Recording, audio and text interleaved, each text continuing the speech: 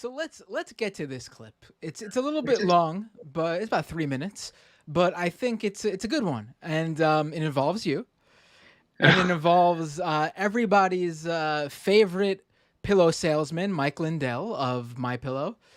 And I thought it was really interesting interaction. So let's play this, and give me 1 second to pull it up, and let's see how it feels like to get yelled at by a pillow connoisseur. These are lawyers. The Supreme Court is there to protect our country. Have you watched Absolute 9-0? Let me ask you first for a little bit of setup here. Now he's at the press row, right? This is his own show, Lindell TV. Yes, this is the exhibit hall, and they had kind of set up this booth on this last day. Mike Lindell said he was coming in on Friday, Saturday, but he ended up just coming in on Sunday of the conference, and came right in and took a seat and started doing this. And long story short, this video, kind of what leads up to this video, I was walking kind of by the booth, and I think Lindell had kind of noticed me, and I said, "Oh, hey, Mike, what's going on?" And then of course I kind of became the entire segment, if you will, as we'll see here.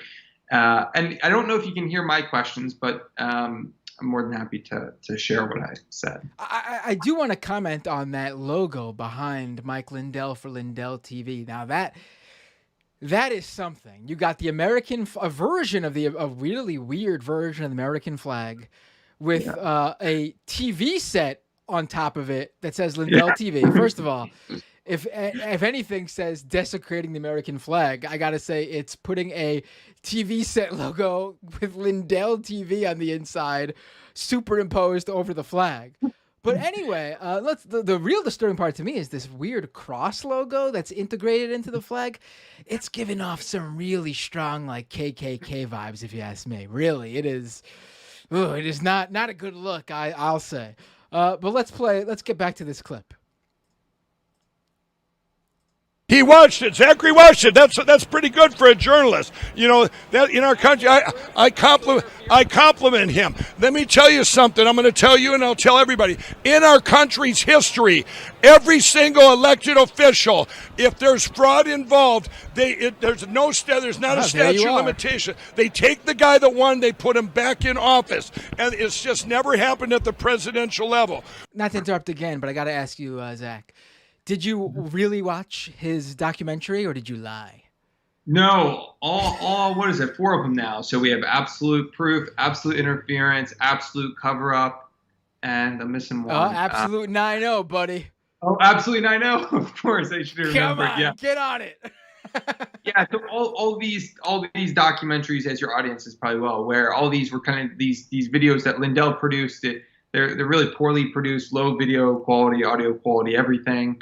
And they basically claim that the 2020 election was rigged and all this stuff, and they rely on a couple key sources.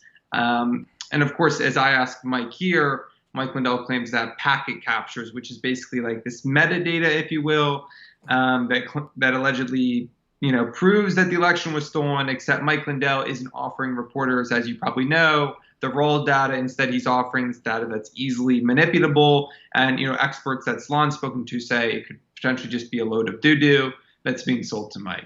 Right. I just want to say that if you're watching the live stream, you'll see some Zach inception here with him talking to me over the clip of him talking to Mike Lindell.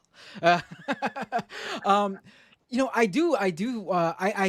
actually have not seen all 4. I haven't seen the whole Absolute Lindell trilogy, I guess you can. No, it's not a trilogy. It's 4 of them. I don't know what you would call 4 movies, but I did see Absolute Proof. But I will say absolutely 9-0, hands down the best one, simply for the idea that after viewing this documentary and seeing the proof, the Supreme Court will rule 9-0 that Trump needs to be reinstated as president. Yeah, I mean, it's really kind of crazy. And when I asked Mike and I'm on the phone with him, unfortunately, I don't know after this interaction if we'll still talk, but leading up to this interaction, when I spoke with him on the phone, his thing to me was always that, I was like, okay, so what's the mechanism that you're going to get it to the Supreme Court, right?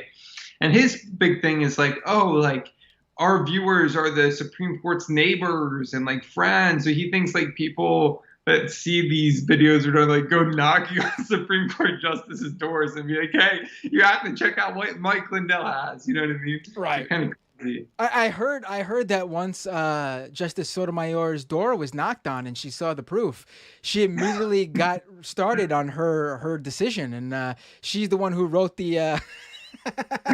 Exactly. She's the one who wrote the opinion to reinstate Trump herself. She couldn't even believe it. Let's go back to this clip because it is fantastic. We're doing a quo warranto after the whole world sees on the 10th, 11th, and 12th that we have the packet captures for the whole election, and they're going to go, whoa. And then the Supreme Court will vote 9-0 to pull this down. And you consider go, come on, Mike. You know what? I'm just telling you that what's going to happen. And if it doesn't happen, if they don't watch it, that's where the whole public's going to go. You have to protect our country. You have to protect our country. If they don't do it, then you got states like Arizona. Right now, the audits are done, or they're getting done.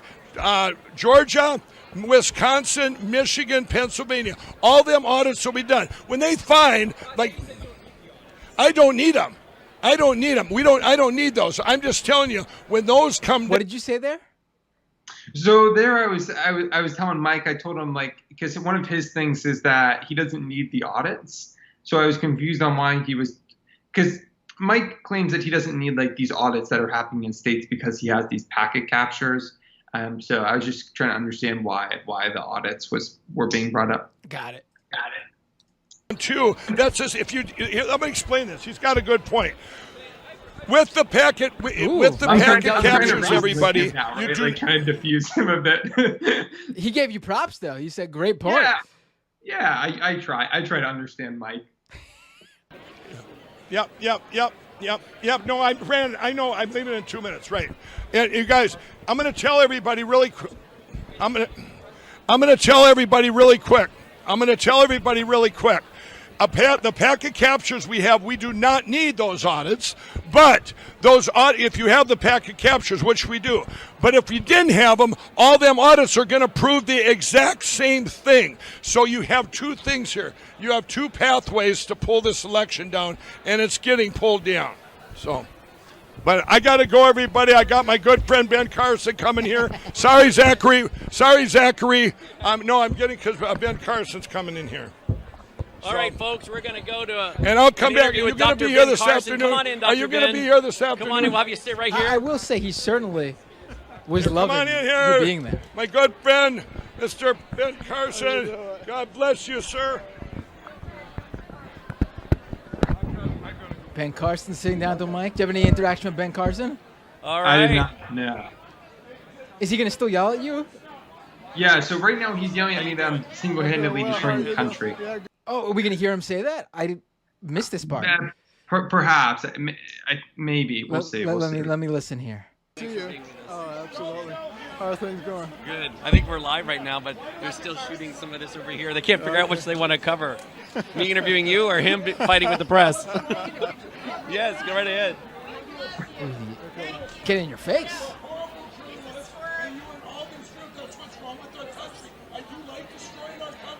Ooh, I heard it. Yeah, there it is. He just asked Zachary if he likes destroying our country. Zachary with Salon, who's been at our booth for days.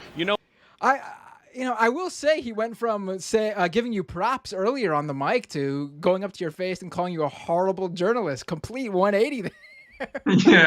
Yeah, that's Mike for you. But no, at the end there, I was asking him about these packet captures, right? So it's like, why do I have to trek all the way to South Dakota to know if you have this or not, right? Like, I don't really want to spend $700 on a plane ticket.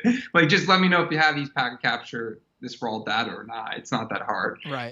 But of course, Mike can't answer the question, and sometimes Mike, the way he is, I've never seen him in person, but some of his mannerisms kind of make me laugh.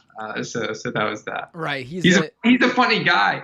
He is a funny guy. I know, like, his conspiracy theories are wild and stuff, but I gotta say he's a funny guy sometimes. I gotta say he looks like the quintessential conservative uncle.